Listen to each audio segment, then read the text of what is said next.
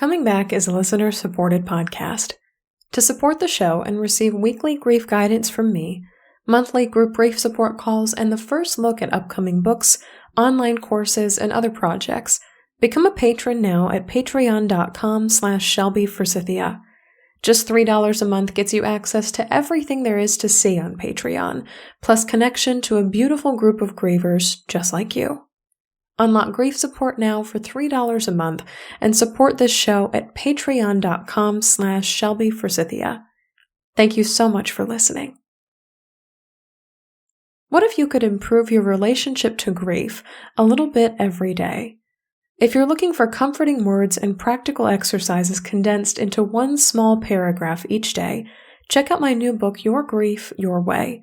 It's a non-religious daily devotional that helps you get in touch with your heart and your grief for a full 366 days. Find Your Grief Your Way now on Amazon, Audible, IndieBound, Barnes & Noble, or anywhere else you buy books. And stay tuned to the end of this episode for a special excerpt from Your Grief, Your Way.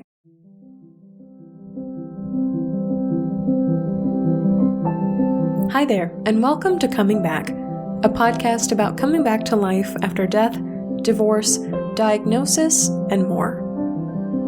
Today, I'm speaking with Bhatt Sanghvi, the founder of Treasure Texts, a beautiful little company that helps you deliver unspoken gratitudes to the people you love while you're both still here on Earth to receive them. We'll touch on the grief story that sparked the development of Treasure Texts, why it's so important to distinguish between how are you and how are you feeling, and the Hindu ritual that gave Mana peace and comfort after her father's death. I'm Shelby Forsythia, an intuitive grief guide and author who speaks, writes, and teaches powerful truths on grief and loss. My mom's death in 2013 set me on the path to becoming a lifelong student of grief, and I use what I learned to create a world where grief is welcomed, normalized, and even embraced. Because even through grief, we are growing. Let's get started. Hi there, grief growers. Oh my goodness, what a week it has been because my new book, Your Grief, Your Way, is at last here in the world.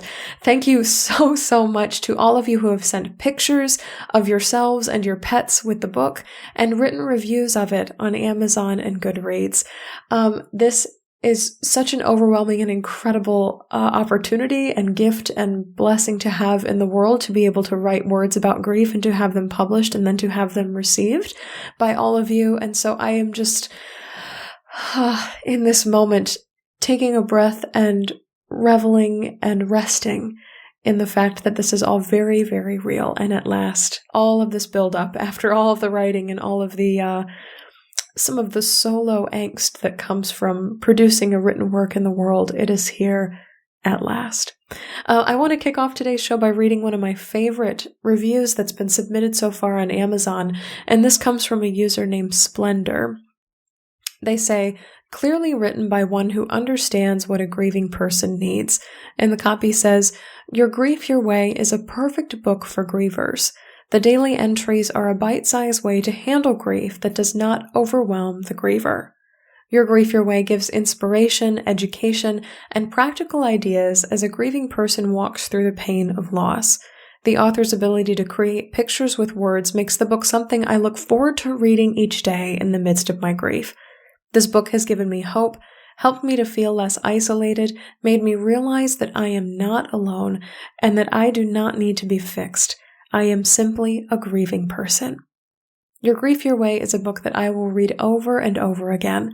It is also a book that I will have on hand to give to any family member or friend who experiences loss.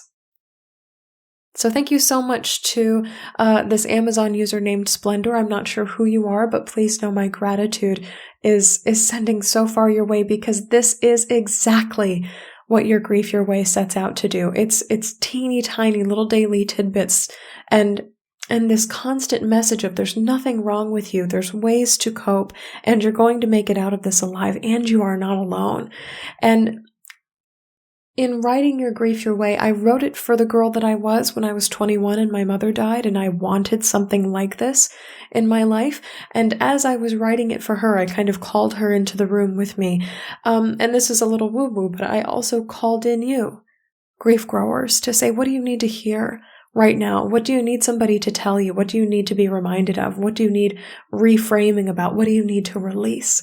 And all of that, I'm getting chills right now, even as I say it, but all of that information and all of that messaging that came to me as I was sitting with both my grieving self and all of you, the energy of you as listeners and supporters of my work in this podcast, that came to me, Your Grief Your Way is the culmination of that. And so I am just really grateful that this book is out in the world.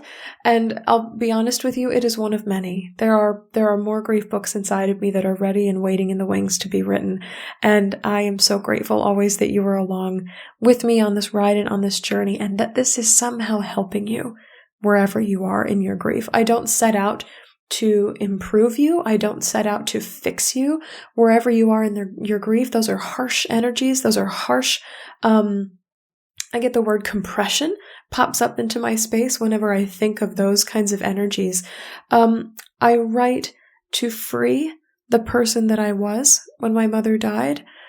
I think she needed releasing from a trap of what she thought grief was, or a picture of what she thought life with grief was going to look like. And if my work frees you in your grief as well, oh my goodness, what a gift. Yeah. So thank you all so much for being here and for purchasing Your Grief Your Way, for sharing it with friends. I know I've seen a couple of reviews already where people are like, I'm stocking up. The holidays are coming. And people love a daily devotional as a grief gift in their stocking, but we also don't know what losses are heading our way in 2021. So it's something, even I have a couple of copies on my shelf for when I run into people in public spaces or even neighbors or friends. And I can just say, here's a book. Flip open any page, hopefully will be supportive and honoring to wherever you are in your grief and loss. Yeah. And thank you to grief growers for waiting for this episode for a little bit. I think I needed one more day this week to decompress and to celebrate what the book publishing experience is like too. And so for this to be the week of the book launch, I was like, I need one more day. I need to go to bed a little bit early the night before so I can get up and produce this episode of Coming Back for you. I'm doing a lot more than I normally do within the course of a week, and I'm perpetually glad to be on this road of grief with you. I'll let you know too, grief growers, before we get to the interview today, that there are three more, actually, workshops on grief that you can be a part of. One is actually happening tonight at 5 p.m. Pacific time. This one is called Navigating Anxiety in Grief, or Calming Anxiety in Grief. So if anxiety is a part of your loss, I hope you'll join us for this 90-minute Zoom workshop. Tomorrow, I'm teaching a workshop called Navigating Changing Friendships, and this is such a common topic in the aftermath of loss of what do I do? Because my friendships and my relationships and my kind of partnerships with my coworkers have definitely changed since the death of my person, or since my divorce, or since my diagnosis. People treat me differently and I don't know how to respond to them, or I wish they would say these things, or I wish I could set these boundaries with them. So if you're struggling to navigate friendships and grief, I hope you'll join us tomorrow, October 2nd, for that workshop as well. And then the next one that I have scheduled is called Navigating Anticipatory Grief, and this one's happening in November. And actually here, for those of you who are like me in the United States, this is the day before our national presidential election, which in and of itself prompts its own kind of anticipatory grief. So if you struggle to anticipate a loss before the loss actually arrives, and this is a story for a lot of people who have loved ones with a terminal illness or a diagnosis that they know is going to be drawn out for a long time before a death actually happens, this is a workshop that you might resonate with. And we're going to get to this in our conversation today, my conversation with Bhatt Sanghvi. So I'm really excited to bring all of these to you. And perpetually, grief growers, If you have an idea for a workshop, I would love to hear from you. Shelby@shelbyforsythia.com. And if you'd like to register for one of these workshops, if you'd like to see any of the other events that I'm doing, there are a lot. I'm interviewing with people live on the radio. I'm doing Facebook Lives, YouTube Lives, all kinds of things for free to support the release of Your Grief Your Way. You can find all of those at shelbyforsythia.com/events. Or if you'd like to be one of the first people to know when new events get listed or posted, you can sign up for my email list, which you can also do at shelbyforsythia.com. And when you do, you'll receive the first chapter of my book, Permission to Grieve, absolutely free. And now, my conversation with Mana Bhatt Sanghvi. Grief Growers, I'm really excited to be sitting down with Mana Bhatt Sanghvi, who has created Treasure Texts, which is a service that helps you celebrate, uplift, and support the people that you love in your life through text messages that have fun trivia questions and other things that you can answer, so you can really say what's on your mind and in your heart to people while they're still here with us on the earth. So Mana, welcome to coming back. And if you could start us off with your lost story, because I understand that is at the root of the founding of Treasure Texts. Oh, thank you so much, Shelby. Thank you for having me. I'm excited to connect with you and share the story. It's a huge part of my life, and it started with my dad, who was my very best friend for my entire life, particularly through my childhood into my teen years and into college. And in about 2011, he was misdiagnosed with Parkinson's, um, which I remember. Parkinson's it's an awful disease, but one where there's been a lot of advancement, or rather, I'd say like learning on how to potentially manage that. And I remember being really shaken up with that news. And then soon after, we realized it actually wasn't Parkinson's, and the medication for Parkinson's wasn't actually helping him in any way, because he had a disease called PSP, which is progressive supranuclear palsy. And that is a rare disease. It's a neurodegenerative disease. And I think the easiest way to probably describe it to people is its early stage symptoms are more similar to Parkinson's, and late stage symptoms are more similar to ALS. And all of it is quite progressive, hence the name of the disease, and can last usually up to 5 to 7 years from diagnosis to death. And so that I think is in the start to the story, I suppose, in the sense of my grief journey, because we spent, I think, about 5 to 6 years alongside my dad going through all the phases of that progression. And all the while, the timing was interesting in my life. I'm the youngest of 3 daughters that my parents had. And my eldest daughter was born in 2012, right around the time that he was diagnosed, for just a little after that. And every step of his journey I was raising my little ones, and holding my mom's hand and being there for my dad any way I could, while we were at points in different countries. When we were both in the U.S., I lived in a different city, different life stages. My husband and I in a new city where we were juggling 2 careers. I mean, I feel like those years were kind of quite a blur. But the irony is, I think about grief as that journey, his sickness, and then when I think about when he actually passed away, that was in 2016, and it was a different type of grief, and that grief was more permanent, I guess, in some ways. And that kind of took me down a different path for that year.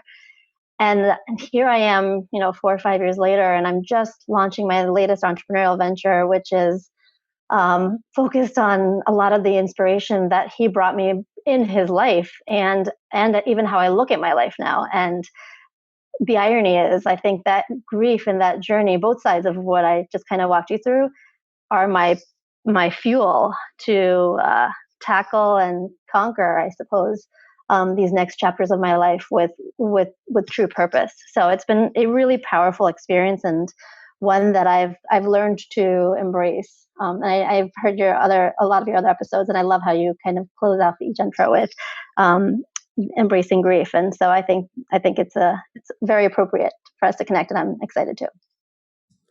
Well, and I love this distinction that you made also between the grief of watching him decline and then the grief of him dying. It's like there's a temporary or like a less felt kind of grief, or like a it's slippery. And then there's the grief of him actually dying, which you use the word permanent, which to me sits like a very hard stone in the center of the body, is like, holy cow, this is over. And there's a Mm-hmm. finality to it. And I love that you distinguish between the two, because I think a lot of people listening have this experience of, I watched my loved one decline, and that was one kind of grief.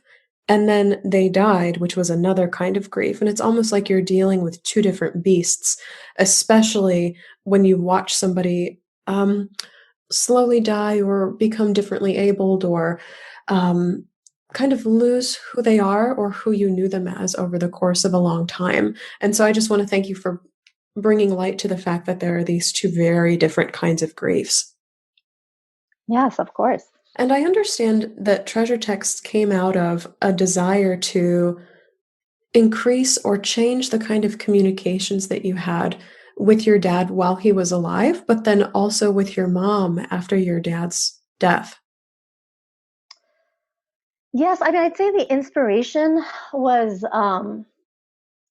tied to the journey that I went on.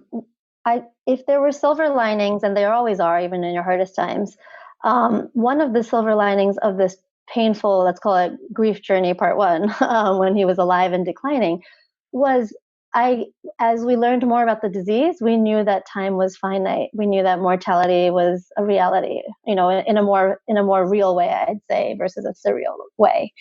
And I took it upon myself to literally share anything and everything that I possibly could, um, when he was, at all stages of his journey. And in the end, I kind of, I like put gas on the pedal and just literally would just tell him everything and anything I could, knowing that there would be a point at which, his, um, at least his mortal ears would hear. I should say I'm Hindu by religion, and so we believe in reincarnation. So that's another facet to this, where I have a ton of spiritual beliefs on continuing to connect with him, but at least in the sense of sharing everything in real life in the way that we know it. That was really important to me.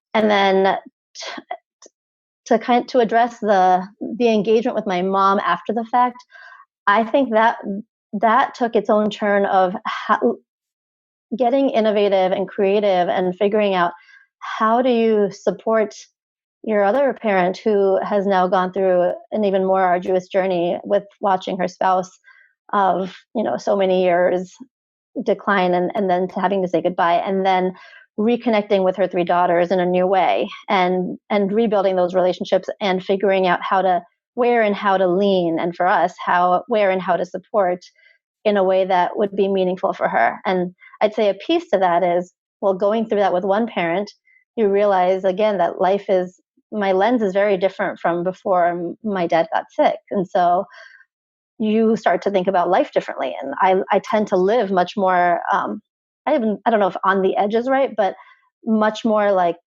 purposefully and intentionally. And so with my mom, I I just want to make sure that I'm doing everything I can now, while, knock on wood, she's still healthy, and that I am able to continue to be there for her and celebrate her life when we both can.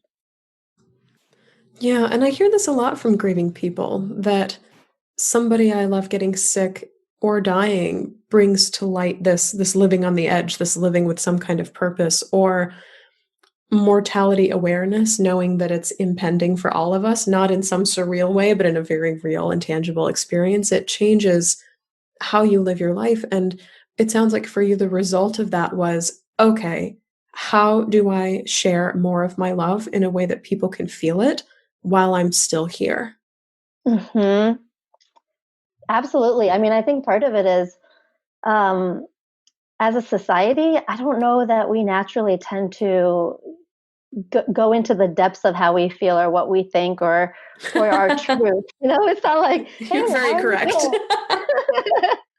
um, and so I think what's interesting to me is when I first went on the treasure text journey, I thought and I'm going to use some business jargon here because it's kind of how I think and a lot that speaks to my background, but I thought that the value proposition was essentially connecting with your loved ones in a almost convenient way because it takes 3 to 5 minutes to share these deep thoughts with the prompts that you receive, and then your loved one receives this like abundance of love, appreciation, gratitude, whatever it may be, for the course of a week or a month.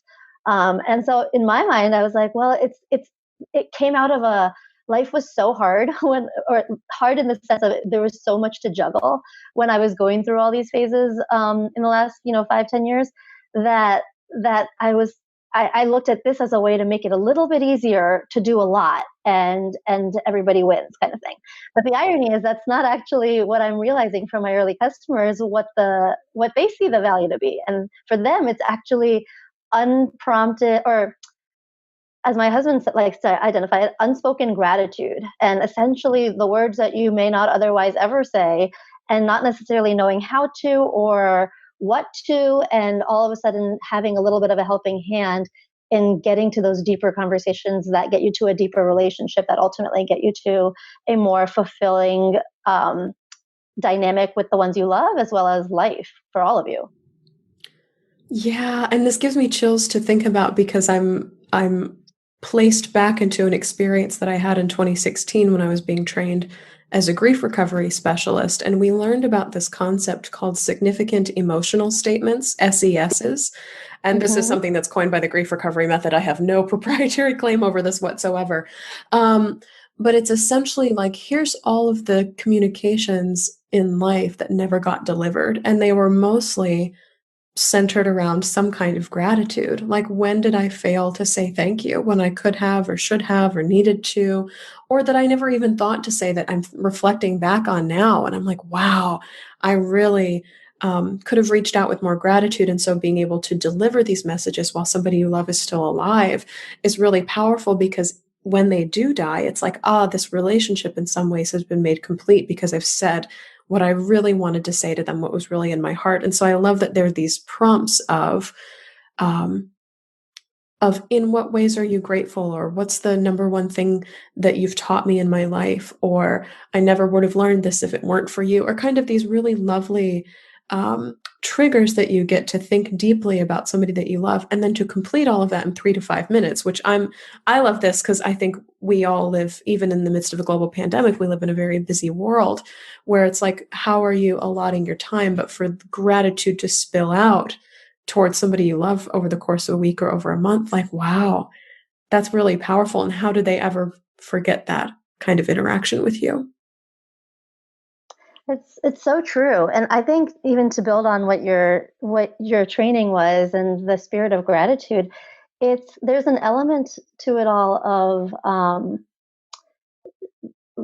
living your life with no regrets. And I think some of it's the gratitude you're sharing with somebody else, but as a result, it ultimately comes back to your own sense of, I said what I needed to and I didn't leave anything unsaid, and therefore I'm for sure living my life with no regrets. And I think that's the other part to this, and at least to my story, is I'm the daughter of an entrepreneur, and you, like, by sheer nature of the definition of entrepreneurship, you are constantly taking risks and you're constantly, placing bets. And most of the successful ones have failed a gazillion times before they ever saw the light of any, spark to some true success. And I think that spirit of living your life with no regrets has, for me, been marrying both the journey that the irony is it's marrying the journey that I went on with my dad and the legacy that I inherited from him and that I now have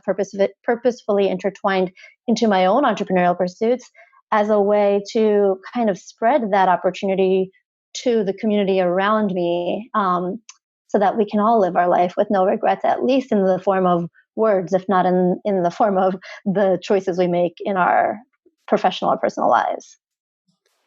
I think you've hit the nail on the head because a lot of people think of living a life with no regrets as, oh, I should have gone skydiving, or I should have taken dance lessons, or I should have quit my job and started my own business, or kind of all of these very tangible action things. But when you think of no regrets, it's like, well, what did you not say?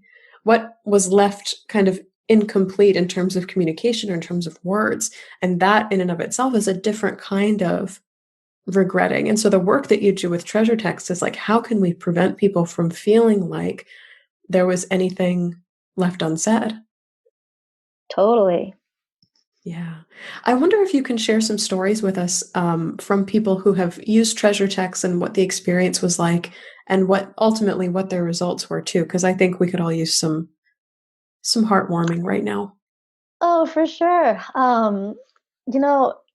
It's been really fun to see some of the I think my I'd say my favorite scenarios have been it was actually at the beginning of the journey, which is not it was in May when I was first exploring this concept, and I started with the Mother's Day launch. And so, by sheer nature of Mother's Day, in my mind, I was like, this is a cross generational opportunity. I want to make sure it's through text form, so you don't have to download an app. It's really easy. And, most people have a smartphone or capabilities of text, and it's a way for the 30 to 45-year-old generation, let's call it, engage with their parents who may be in like the boomer stage.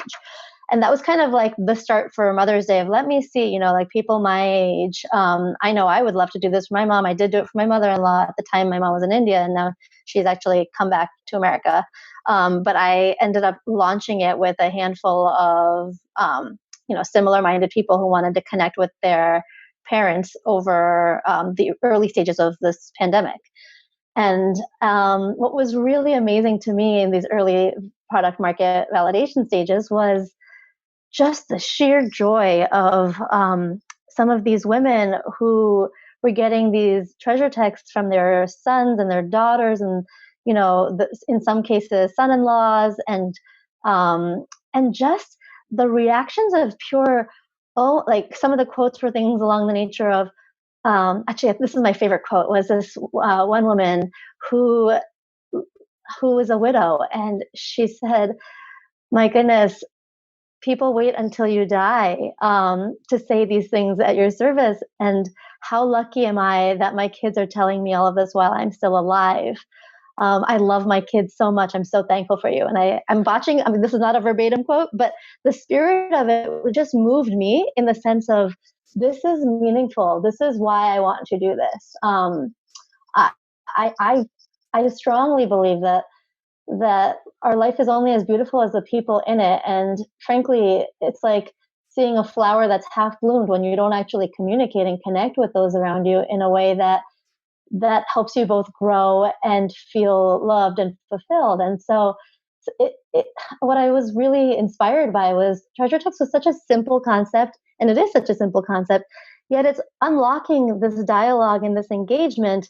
And the hope is that, well, it may last, let's say a month, but after that month, you've now engaged in this dialogue that hopefully creates these new seeds of growth and opportunity to take you and your loved ones to the next level. And I think that there's several stories like that through Mother's Day, then through Father's Day, which is such a different dynamic because by sheer nature of personality type, and sometimes there's like gender stereotypes associated with it, but like so much fun to see some of the products are in trivia form, and some of them are more like in a classic what we call like a daily treasure text of meaningful messages.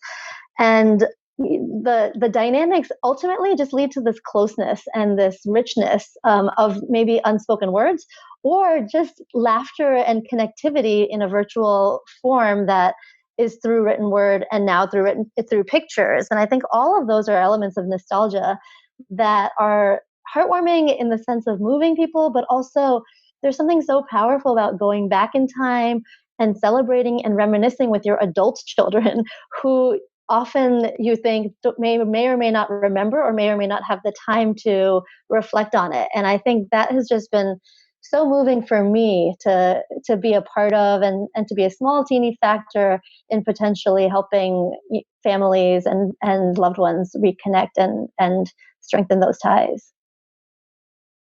I love what you said about this widow who said, normally you hear things like this when somebody dies. Like you have to wait for a death, for a casket, for a service, for a memorial, for these kinds of words to fall out of people's mouths. And listeners of this show know that my all-time favorite TV show is The Golden Girls. And there's an episode where the oldest character on the show, Sophia Petrello, decides to throw her own wake before she dies so that people show up and they say nice things about her and they have the punch and the hors d'oeuvres and all the other things. And then, of course, there's this large snafu of they send out the invites, but they forget to tell people that she's not actually dead. And so they come in and then they tell her how PO'd they are that they had to show up at her wake when she wasn't actually dead. So it turned into this whole snafu, but it's this similar idea of like, I want to know how people feel about me before I die. And there's some human validation in that too, as the recipient of treasure texts, that my life matters. I've done some great things while I've been here. There are people who surround me that love me. And I think, especially right now in the midst of a global pandemic, and for everybody listening who's grieving, receiving a message like that when you are feeling isolated, when you're feeling alone, when you're feeling purposeless or hopeless is really, really powerful. And so I think in grief, so often we look for ways to help others because it helps us feel better about ourselves. And so when you give kindness, it multiplies. But then also to be the recipient of a kindness like this too is intensely, intensely powerful. Oh, it for sure is. The irony is when I started on this journey, it started, as I mentioned, with like Mother's Day and Father's Day and celebratory moments. But as I went through it, as I started to explore occasions, I was re-inspired. Not only had my dad inspired me to kind of continue to go on this journey of pursuing my entrepreneurial passions at every chapter of my life, but the grief journey that I went through was so isolating, both during and after in different ways. And I had a really close friend of mine from business school. This is back in 2016. Do a version of this just out of the kindness and beauty of her heart, which was essentially she took pictures of me, of us, and of me and my dad, and ones that I had posted up probably on social media over the years. And she printed it out and put it in a card and sent me written notes for about 8 weeks, one every week or every 2 weeks, so that I was continuing to get messages of support and love and like captions of these photos. And it was when all the noise had stopped, which is, a big part of what we as grievers realize the grieving community or the peers of the grieving community need to do more of it, which is support. I was receiving all the support when everything else had kind of stopped. And I will forever treasure her and that experience. And the irony is, here I am doing this, and she was actually one of my first customers. And it was just, it's a really powerful gesture, and it happens to be in text now because that's now the latest medium. But the spirit is kind of something we all should think about, of how can we embody this and how can we be there for the ones we love. And when it's hard, when it's dark, that's when your friends matter the most. That's when your loved ones matter the most, because it's always fun to celebrate in happy times. It's who's going to be there by your side when it's not so happy, and it's really tough. And this reminds me too of the fact that there are a lot of practitioners that listen to this podcast too. I'm thinking grief counselors, Reiki workers, funeral home professionals. This is kind of one of those things that you can hand to people who say, I don't know how to respond to the death of my friend's husband, or to the death of my coworker's child, or to a sudden divorce that nobody expected. I don't know what to do. And you're like, here's something to do that's relatively low cost and provides them with these ways of saying over the course of a week or a month that, like, here's how much you mean to me. Here's how much I personally care about you. And even though this is a lonely and solitary time and nobody else can understand what you're experiencing right now, you are not alone in having this experience, or like you're not alone in the dark. Like somebody else is very aware that this is happening in your life, and for lack of better phrasing, like gives a shit about what happens to you and the state of your heart. And I love that you mentioned it even at the beginning of our interview. You're like, we're a society that doesn't really talk about feelings. Our main question always is, how are you, instead of how are you feeling? And so how are you is like a status report. How are you feeling is like a real introspection to like what is the state of your heart? Where are you at emotionally right Mm-hmm. now? And so something like treasure text is like a tilting into that introspection, is like, no, but really what's going on with you, because I care about the answer that you're about to give me.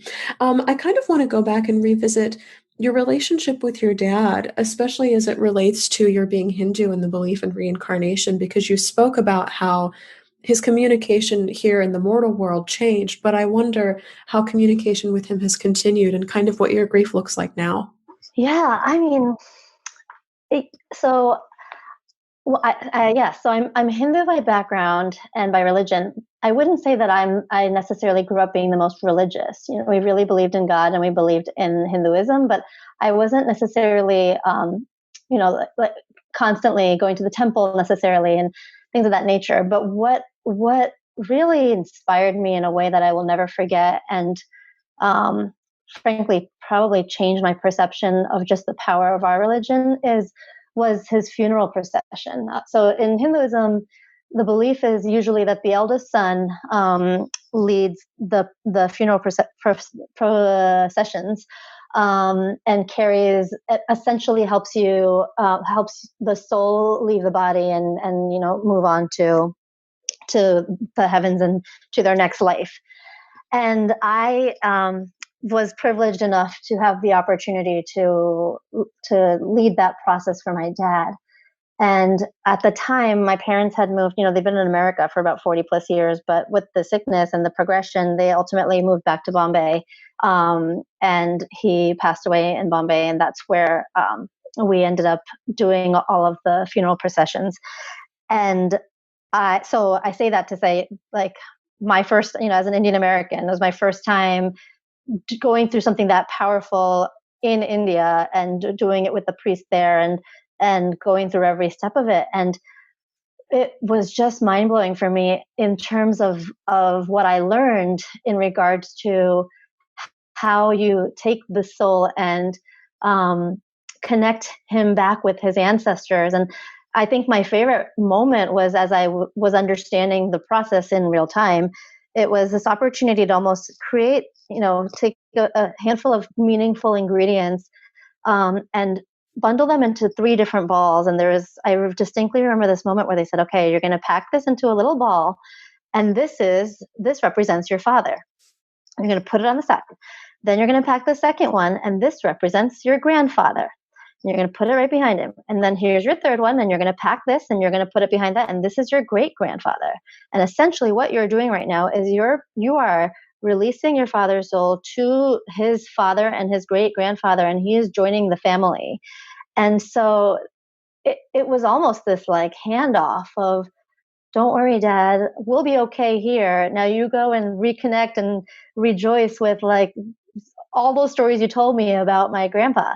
And like that in and of itself was so powerful, because I think in part it gave me some relief of where are you now? And in another part, it was like, oh, I have something to look forward to too one day. And then the other part to it was, I think that was like, there were so many aspects to that whole journey where I was just like, okay, he's, nobody really knows in truth where he might be, but I believe that he's there. He's watching over me, whether he's reincarnated into a new life or not. I really believe that he is, there for me. And he shows up in my dreams all the time. I sometimes like crazy things happen, and I'm just kind of like, oh, I have to believe that he had something to do with it. And again, this is all just perhaps one could poke holes at that and say that's your hope, that's your love, that's all manifested in this, if like they're coming from a practical point of view. But I guess for me, I truly believe that there is this greater purpose, and we have this time that we know of for fact and science, at least when we're here on Earth. Um, but but our souls are in Hinduism we believe they're actually, you're jumping from one life to the next, and there's a belief that there's high possibility that you end up with some of the same souls from your previous lives. So even when I look at my daughter, who is now 8, but she was 3 when all this stuff was like kind of kicking into high gear, and she was my greatest source of strength. and the one who, like, which is crazy to say that a 3-year-old is able to do this, but she would basically calm me down right before we'd take these trips and have these intense moments in like the later stages of my dad's sickness that like I can't imagine comes from this lifetime. Like I truly can't imagine. I feel like we must have been connected in some other life form. And so I think that kind of gets to the same kind of spirit and tie that I feel like I have with my dad. And I don't know. I mean, who knows in fact what all that is, but I feel very settled and happy and comforted in the fact that I was lucky and grateful enough to have as rich of a relationship as we did in the time we did overlap, and I'm very excited for what that might manifest into in our one of our next lives. I think that's so beautiful because it generates some kind of hope. For as much as I think that religions across the world can be stifling and restrictive, especially when it comes to death, though, they can also be these doorways to there is more beyond this. Or even in the case of your dad, with these generations going past your grandfather, your great grandfather, someone was there to receive him. And this idea of there is a safe place, and I'm not just, you know, sending off my father into some great beyond where I don't know what lies ahead for him. It's like, no, Right.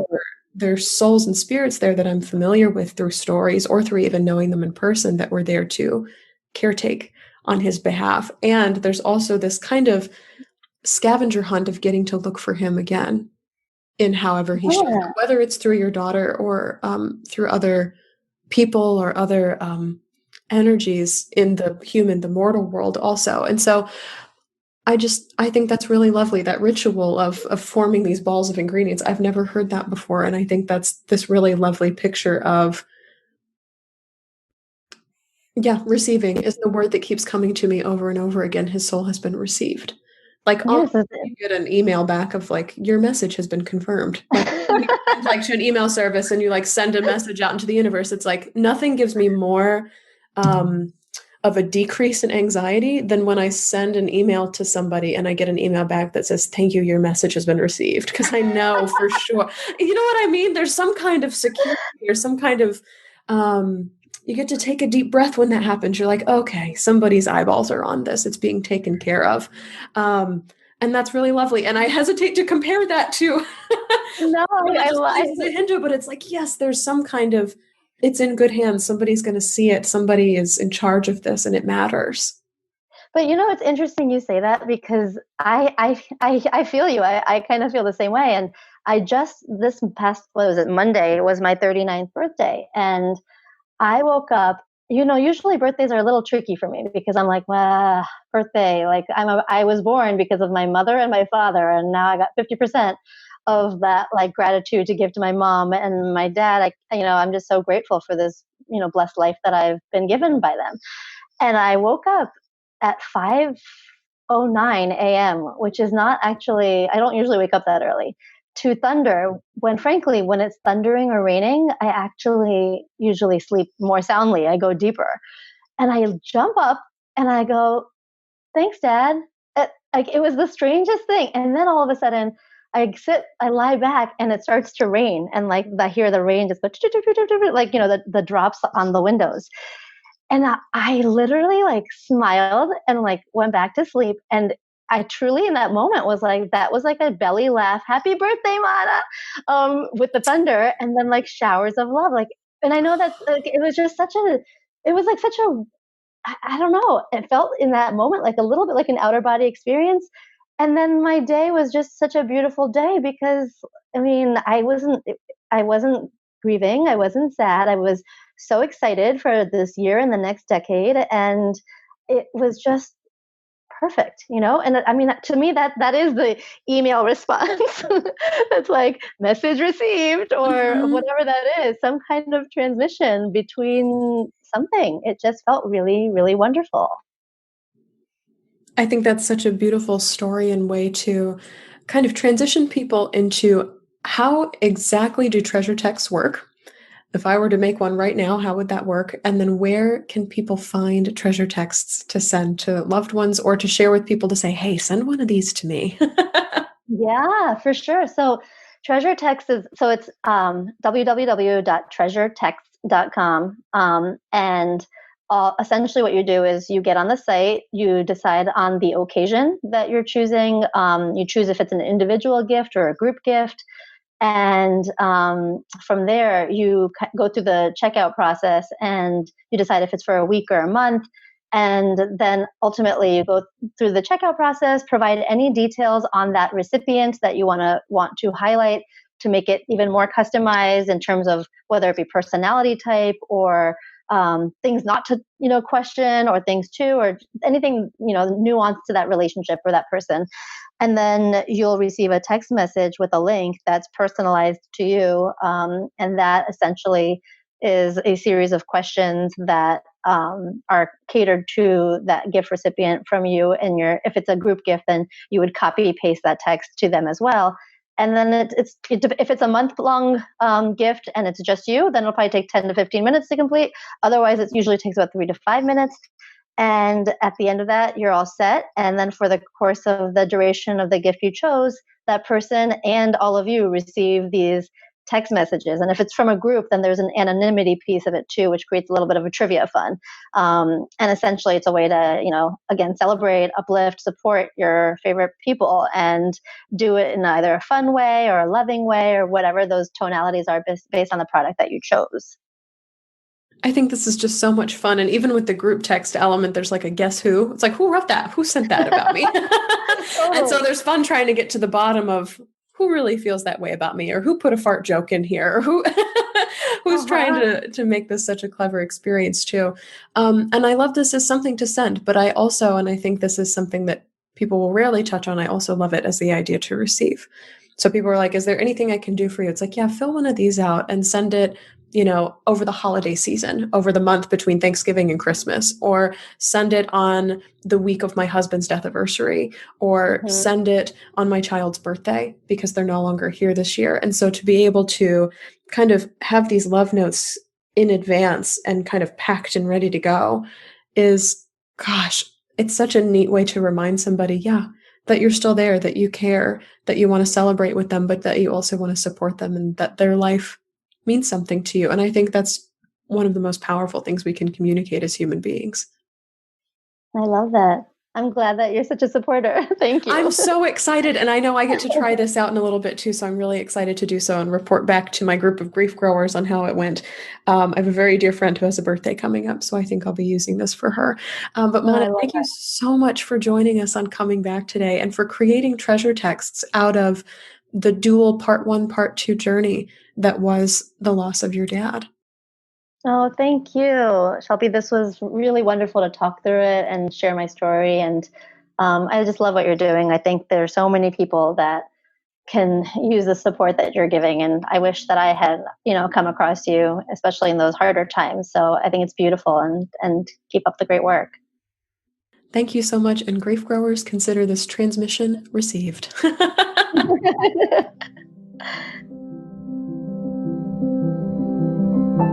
So that's all for this episode of Coming Back. Thank you so much to Bhatt Sanghvi for joining us to talk about the death of her father and how delivering communications inspired her to create treasure texts so that others can share their unspoken gratitudes with the people they love. Mana came back by asking herself, how can I live a life with no regrets, and by being willing to receive messages and transmissions from her father. You can find out more about treasure texts and start sending some of your own at treasuretexts.com, and you can find that link in the show notes. You can find my new book, Your Grief, Your Way, 366 Days of Comfort and Practical Exercises After the Death of a Loved One, now wherever you buy books. And be sure to stay tuned after the credits for an excerpt from the book. If you'd like to get online grief support for just $3 a month, pledge to support this podcast on Patreon at patreon.com/ShelbyForsythia. You'll instantly unlock access to weekly grief guidance prompts and monthly live calls with me. Our next grief support call is happening Monday, October 26th at 5 p.m. Pacific. If you liked what you heard today, subscribe to Coming Back on Apple Podcasts, Spotify, Google Podcasts, and tell a friend about Coming Back, because you never know what someone you love is going through. Thank you to Addie Goldstein, who composed our theme music. You can find me on Facebook at Shelby Forsythia Intuitive Grief Guide, Instagram at Shelby Forsythia, or simply shelbyforsythia.com. If you'd like to leave a question or comment for a future show, email me at shelby@shelbyforsythia.com. As always, my dear grief growers, it was beautiful sharing this space and time with you today. I see you, I'm proud of you and the work that you're doing in the world, and I love you. Because even through grief, we are growing.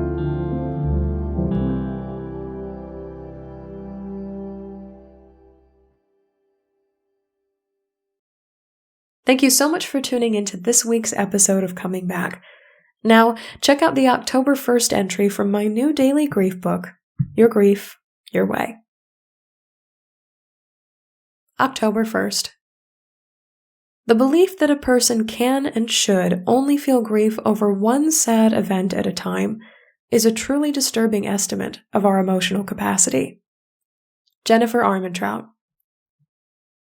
It comes as a shock to some grievers that they can feel more than one emotion at once. Whether they've never had an experience as complicated or as layered as grief, or they simply didn't believe it was possible, they quickly learn that emotions can come in pairs, triplets, or even a tsunami. Those who have already felt more than one emotion at once know what it's like to swing wildly between an onslaught of emotions. Take comfort in the knowledge that you and your emotions are layered, just like your grief. It's okay. In fact, it's downright human to feel more than one emotion at a time. If this entry resonated with you in your grief, you can purchase Your Grief, Your Way now wherever you buy books, including Amazon, IndieBound, Barnes & Noble, and your favorite local bookstore. See you next week on Coming Back.